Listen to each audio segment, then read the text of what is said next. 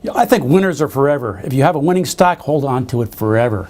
And a lot of people make the mistake of thinking they got to take a gain. You know, I bought Apple at 400, I'm going to sell it at 600, I'm smart. No, that's not smart. That's dumb. And the reason it's dumb is that when you sell a winner, you have to share your winnings with the IRS. And I don't like to share my winnings with the IRS. The smart thing is to hang on to winners and sell off your losers. Listen to Warren Buffett. Warren Buffett was smart about this. And he said things like, the best holding period is forever. Of course, his stocks only go up. And he's also been known to say things like, I got richest fastest by sitting on my butt.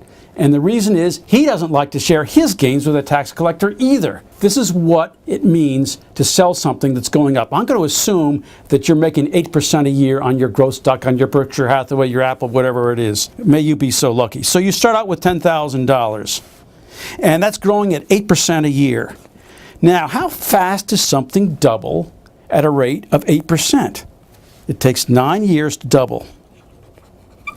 So what happens if you hang on for a really long time, like the amount of time you should have been holding Berkshire Hathaway or Apple? 36 years.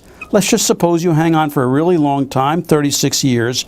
Your 8% a year gain, which means it went from 10,000 to 10,800 the first year and kept going 8%, is going to double once, twice, 3 times, 4 times. And that gives you $160,000.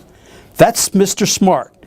You hang on to your stuff forever. Now, Mr. Dumb, he's got the same 10,000 he's starting with. He's making the same 8%, but he's got a little problem. He likes to sell his winners.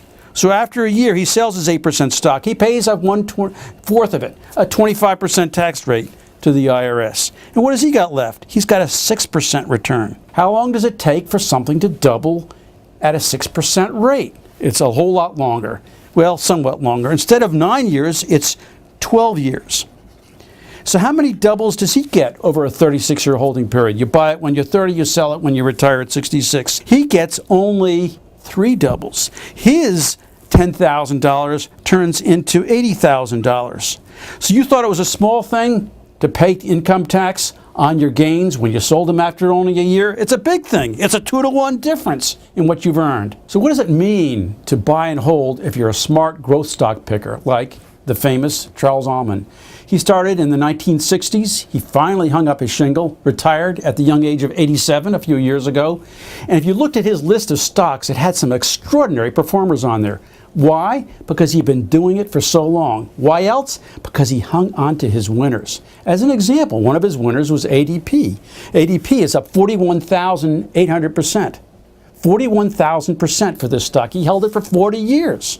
Delhaize is another one. It started out in Almond's stock report as Food Lion stores. It turned into a big winner.